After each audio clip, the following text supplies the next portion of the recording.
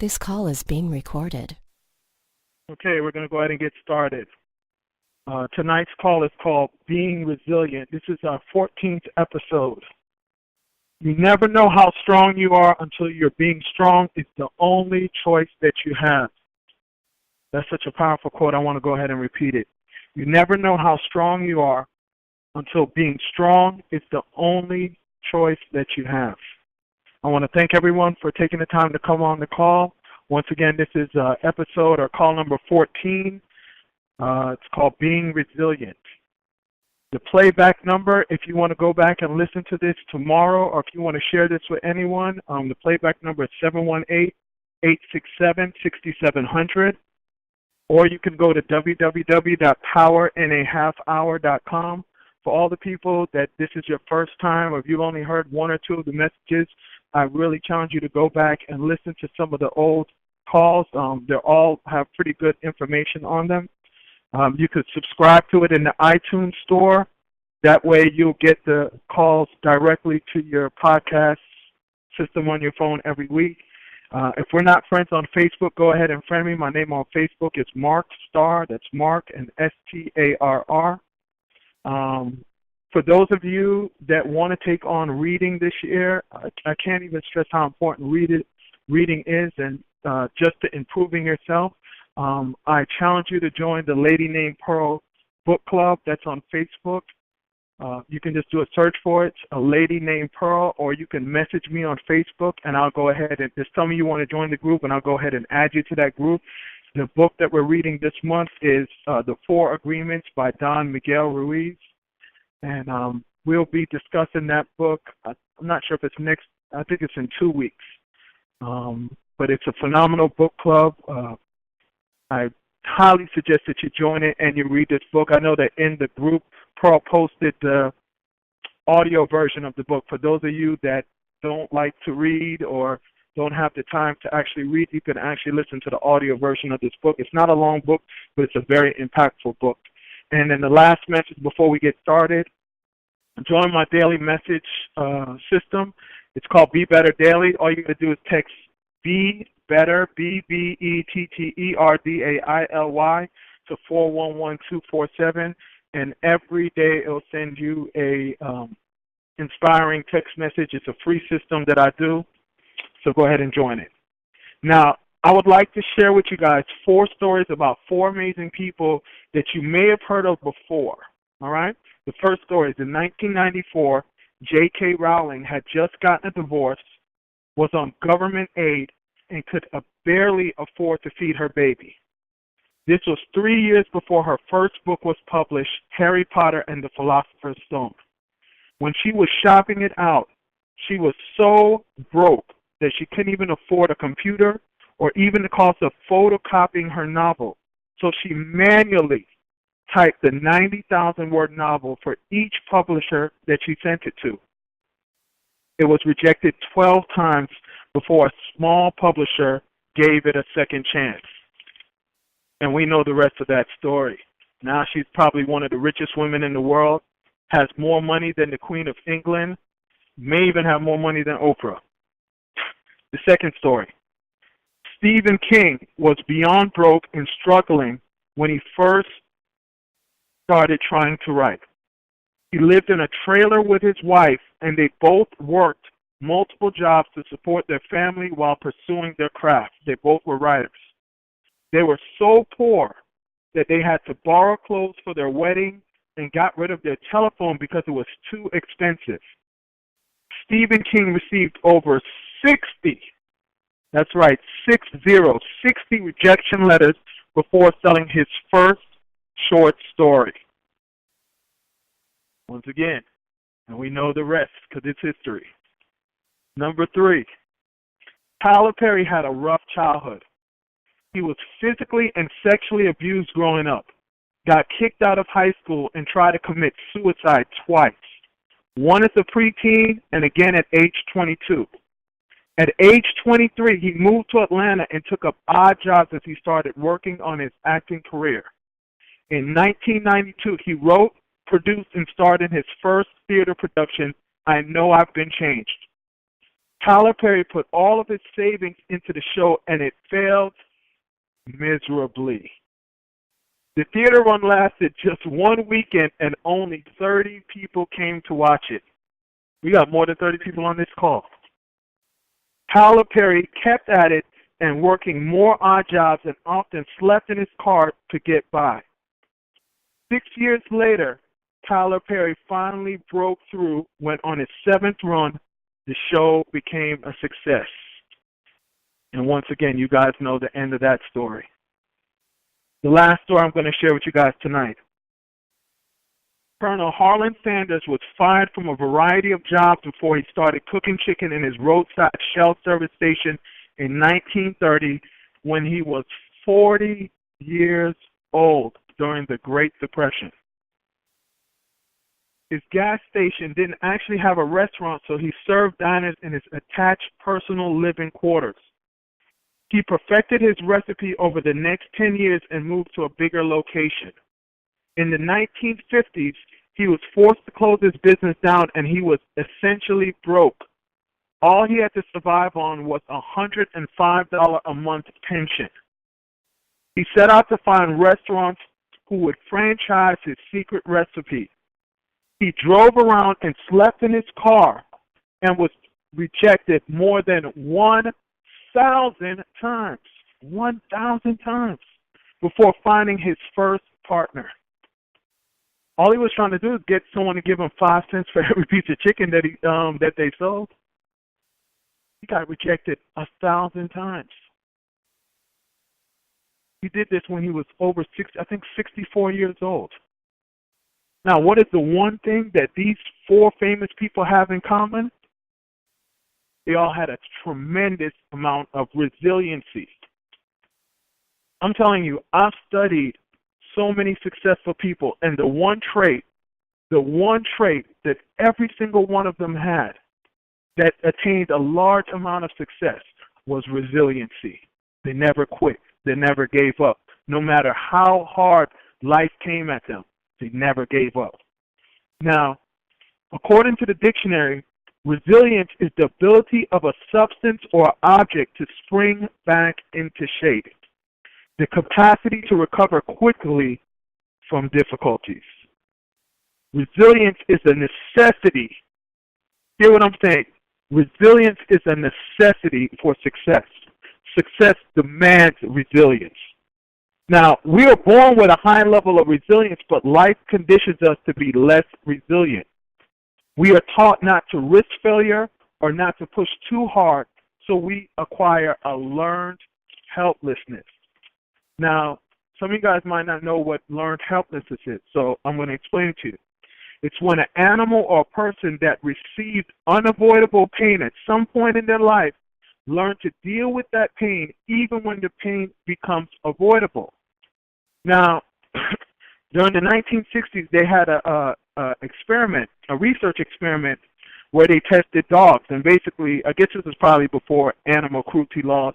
They shot these dogs, but the dogs had no escape. They just had to take the shock. The dogs got so used to the shock that when they did give the dogs a way out, a way to escape, they just dealt with the shock. And that's what happens to so many people in life. You've gotten beaten up so many times in life, and when you didn't have a choice out, and then now when you do have a choice out, you just learn to deal with the shocks. They did that same experiment on human beings with sound. And human beings acted the same way as the dogs did, as any other animal would do. Learned helplessness. Now, here's an example of a child's resiliency.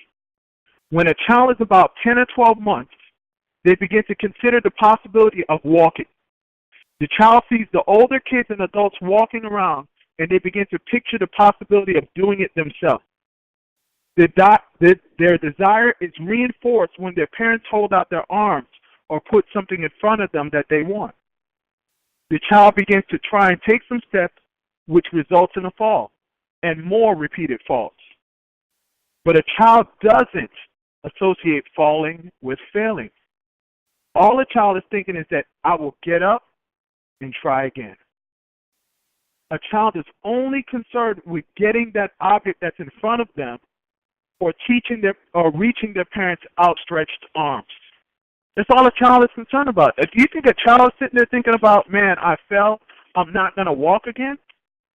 How many of you guys know any kids that started trying to walk, fell down, and they said, well, you know what? I think I'm just going to sit down or crawl for the rest of my life. No. Child keeps going. Resilience comes from striving to be just like that child. A fall is not a failure. I'm going to repeat that again because that's so important. A fall is not a failure. Don't let anyone condition you into thinking that falling is equal to failure. If you buy into that, you will stop trying and you will lose your resiliency. Remember, all setbacks and challenges are learning experiences. Most everything that we learned as a child, we experienced setbacks and we had to get up, dust ourselves off, and try again. It's just like when you were learning to ride a bike as a kid. You would fall a few times until you learned how to coordinate everything, but you never gave up. You kept trying until you learned how to do it successfully. You might have fell a couple times, but guess what? When you saw all those other kids out there riding their bikes, you made up your mind that you were going to do it. And no matter how many times you fell, you kept doing it.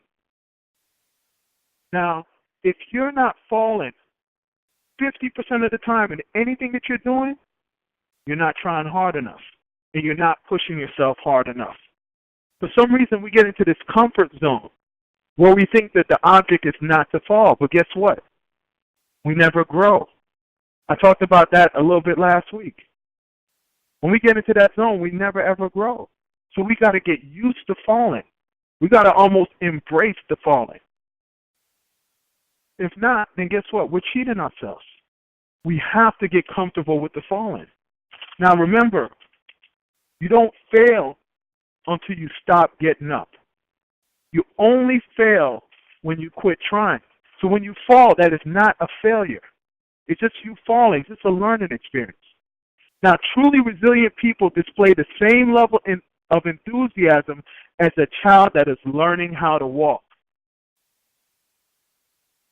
I'm going to repeat that. Truly resilient people display the same level of enthusiasm as a child that is learning how to walk. They don't look at falling as failing. They just keep going, just like that child. These are people that can face a devastating situation with absolute confidence that they will survive when others lose hope immediately. Got to be able to look at these situations and know that it's destined for you to accomplish whatever it is that you're trying to accomplish. Now, these people look at setbacks just as annoyances. Nothing to be overly concerned about because they have an absolute confidence that they will accomplish the task before them. Resiliency is one of the most important, if not the most important trait that you can have. And guess what? It can be learned and developed. Actually, relearned and developed because we're born with resiliency. Now, here are some of the traits that the most resilient people have and that you can also develop to become super resilient. Number one, they take responsibility for their lives. I've been saying this from week one. They accept that their response or reaction is just as important as the event itself. We got to learn to take responsibility for our lives. The Dalai Lama once said, when you think that everything is someone else's fault, you will suffer a lot. When you realize that everything springs only from yourself, you will learn both peace and joy. When it's somebody else's fault, we got to wait on them to fix it for the situation to be fixed. I'm not saying that there aren't people out there that do bad stuff to us, but we got to take responsibility for that because remember, we allowed them to come into our lives. And even if we didn't, we still have to take responsibility for what that situation is. That doesn't mean that we beat ourselves up about it. But guess what? When we take responsibility, we can fix it. Number 2, they stay inspired. They study others that have bounced back from setbacks and huge obstacles, and it helps them to build belief that they can also do the same. Number 4, they embrace that change is inevitable. Remember, change is inevitable, but progress is optional. And change can be scary, but not as scary as staying in the same place. When people tell you that you've changed, view that as a compliment. When you're the same, when 10 years have gone by and you haven't changed, there's a problem right there. Learn to view change as an opportunity. Explore how you can use change to your benefit. Anytime there's a big change in how things are done, it's always a tremendous opportunity for some people. Now, I have friends that had music stores back in the late 90s and early 2000s, right? And for a lot of them, the change when it was starting to move from CDs to MP3s, that was bad for them. But guess what? It was good for somebody else. Every time that there's a huge change, all that means is that there's an opportunity out there. And we choose whether or not we're going to stay stuck in that change, stuck being mad because of that change, or we're going to go out there and find that opportunity. Number 5, they grow stronger through challenges, and they always look for the lessons. They understand that every adversity carries with it the seed of an equal or greater benefit. I'm going to tell you, and that's probably one of the traits that I've really learned and embraced over the last year or 2 years. Everything that happens to me that I previously looked at as being undesirable, I always look for the lesson in it. I remember about a year and a half ago, maybe 2 years ago, I got into an accident, and I remember literally being upside down in my car because did I have my seatbelt? I don't think I had my seatbelt on. And I was literally upside down in my car, and I said, man, how is this going to benefit me? I promise you. Every time, last year this time, it was last year January, me and one of the guys that was working with me at my shop, we went out for some lunch. We came back. Our whole back shop was flooded. I looked at him, and he could verify. I looked at him, and I said, man, how is this going to benefit us? And it surely did, because we got a big fat check from the insurance company. They always look for everything a learning lesson or learn how something is going to benefit them. Number 6, they are always learning. A resilient person knows that they don't know everything, and they understand that the more that we learn, the greater we become. Always look to learning. By reading, by studying, got to always be learning, because guess what? If we're not growing, then what? We're dying. Number 7, they are able to adapt. Resilient people are like palm trees. A palm tree is able to bend under the pressure of high winds. It will bend, but guess what? It won't break. A palm tree can even withstand the winds of a hurricane. That's why they have so many palm trees in South Florida. Because when those hurricanes come through, they're not going to break. And that's exactly how resilient people are. When those storms come in their lives, they don't break. They're going to bend over a little bit.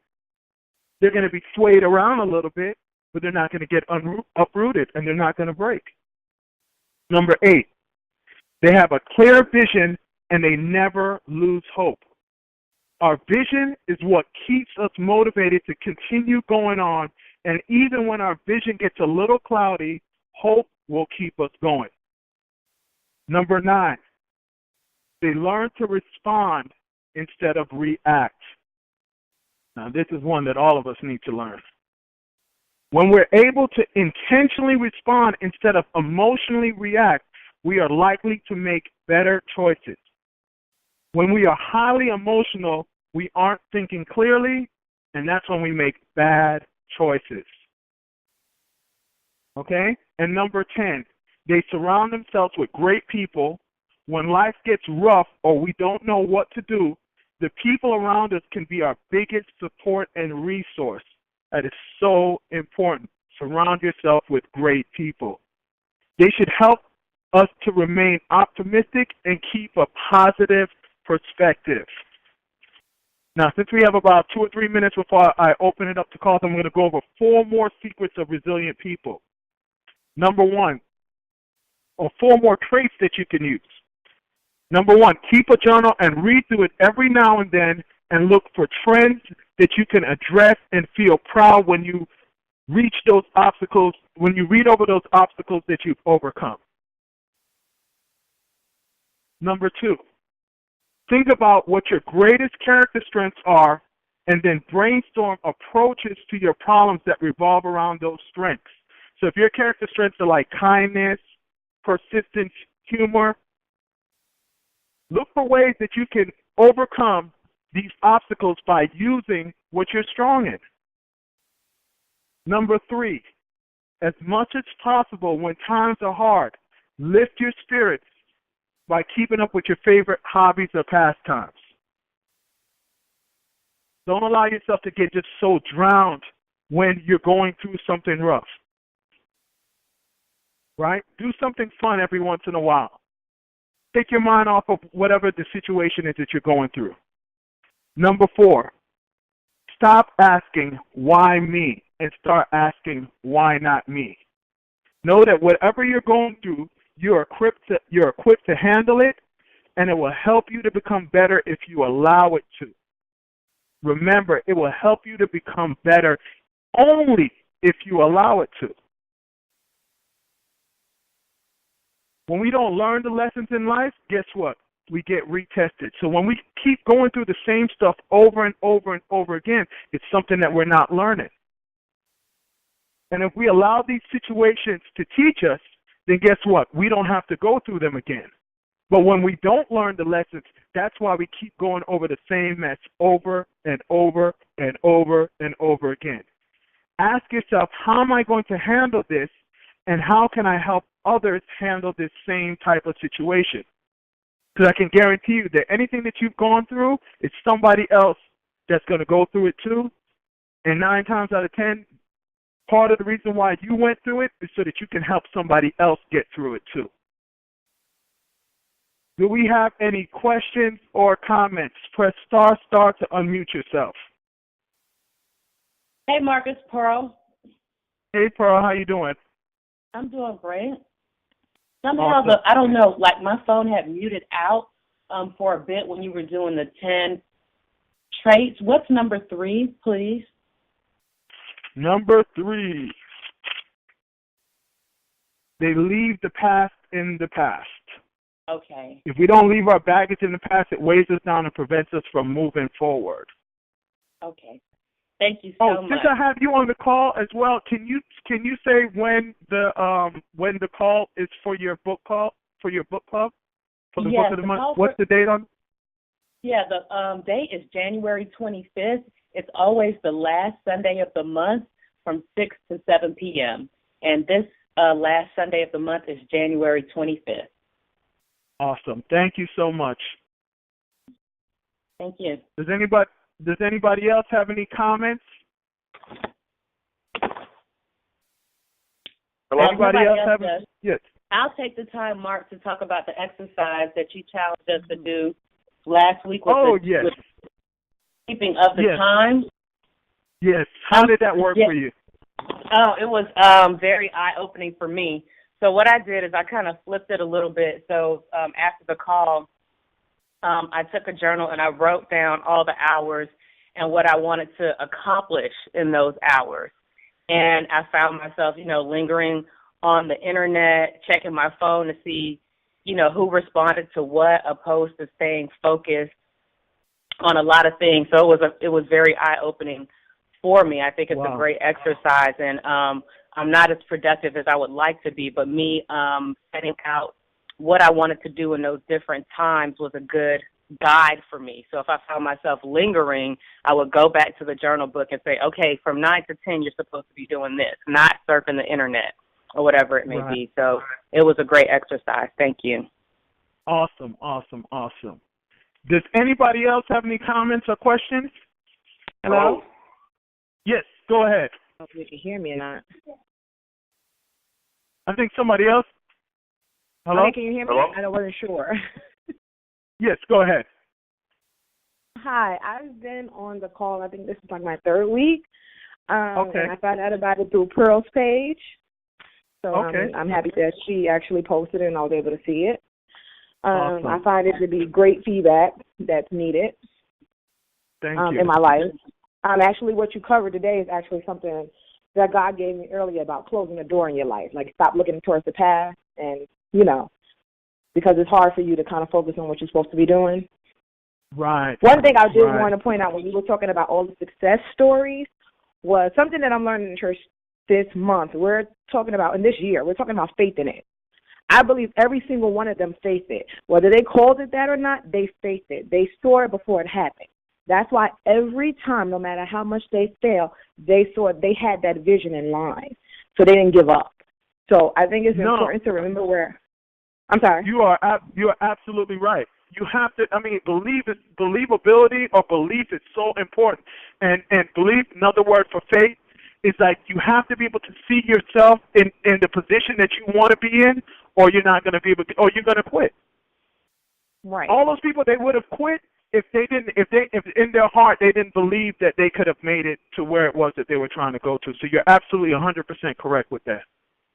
Just always keep that vision in clear, plain view. So I don't know if everybody does vision boards. They're really a big help. Whether you have to, have one because I don't do one per year. I do one every 3 months. I expect to see something on my vision board accomplished within 3 months.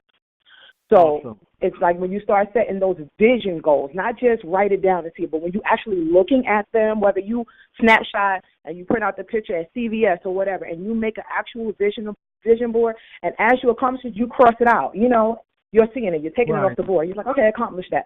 I think setting goals on a vision board, not a yearly one, but in small brackets, whether it's a 6 month for you or 3 months, it should be smaller goals you're achieving. And then that'll keep you more confident that you're reaching your goal sooner. So Thank you so much for that. Thank You're you. welcome. I know that there's a male that wanted to get in on the. I heard a male trying to. Mark. Yes, go ahead. It's Jason. What's going on, man? What's going on, brother? How are you? Again. Doing great, man. I just wanted to kind of piggyback on what you were talking about in failures. I was listening to the CEO of Success. He had a conference, a video basically on overachievers versus superachievers. And he talked about the law of physics, every action having an equal and opposite reaction.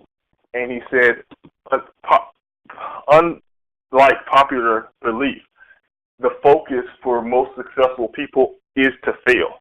Because the more you fail, the pendulum will shift to success.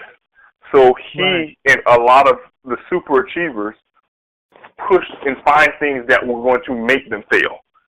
And fail over and fail more and embrace failure as a way to shift that pendulum to success. So really not looking at it as a failure as what people perceive as a failure, but a push closer to your goal of excellence. That is so true. And like I've studied like a lot of the real great, and you're talking about Darren Hardy? Mm-hmm.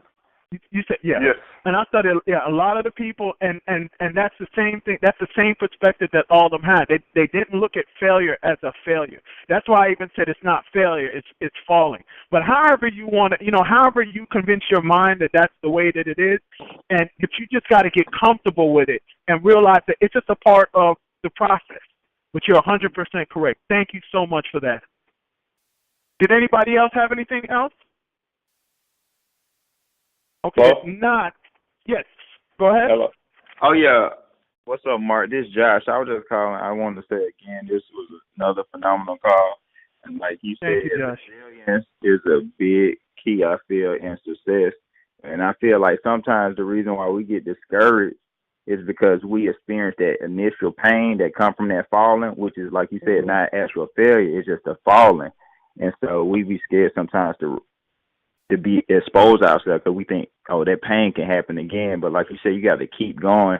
And I feel like the stuff you saying about like the author and things like that. Like, we see so much of their success in the media that we don't see the behind the scenes grind that they had to go through. So I'm glad you shared that, because I didn't know JK had to go through all that, and her book wasn't accepted that many times. Like, I just see like the Harry Potter and that franchise and the theaters and stuff. So I just thought it was always like that. But like, I'm glad you shared the other side of it and how she just kept being persistent and having like a clearly defined vision and just kept going, and it eventually came to fruition. Just like you said with Tyler Perry, how he was sleeping in the car. Now his net worth is close to $500 million, and he continued to do what he does. And so I appreciate you sharing that light. Yeah, you're so correct with that. It's kind of like what the other young lady that spoke a little earlier said. I guarantee you that all these people, what allowed them to keep going was the fact that they knew that the success was there. You know what I'm saying? Like, I watched J.K. Rowling's, and I would suggest go on YouTube. I'm trying to remember where I watched it about 2 years ago. Her like a little biography on her, and I'm not gonna lie, I teared up when I saw that, man. When I saw what that lady went through, even when I was reading the article about, I knew a little bit about Tyler Perry's his beginnings, but even when I was reading the article today, I teared up a little bit. I shouldn't be saying that on recorded line, but honestly, I did because it's just so touching to me, you know, and it just lets me know that I'm on the right path. You know, that I'm on the right path, that all of us are on the right path, you know, and it doesn't, sometimes it seems like, man, we're just so out there in left field, but if we just keep going, being consistent at it, we're going to get to where it is that we're trying to get to. Thanks, Josh. I appreciate that. Anybody else before we cut it off? I know we went a little bit over. All right. Well, let me remind you guys that the playback number is 718-867-6700. Make sure you check out the website, www.powerandahallhour.com, to listen to all the old episodes. If you guys got anything from this call, please share this with 3 people. You'll get a text tomorrow with where you can go and re-listen to it, and share that with a couple people that could benefit from this as well. And the action step, if you haven't done it, is go get yourself a journal, just like Pearl did, and start journaling and go back and listen to the older calls and start doing some of these exercises. And I'm going to close with, life doesn't get easier or more forgiving. We get stronger and more resilient. Thank you. That was Steve Maraboli. Thank you, and have a good night.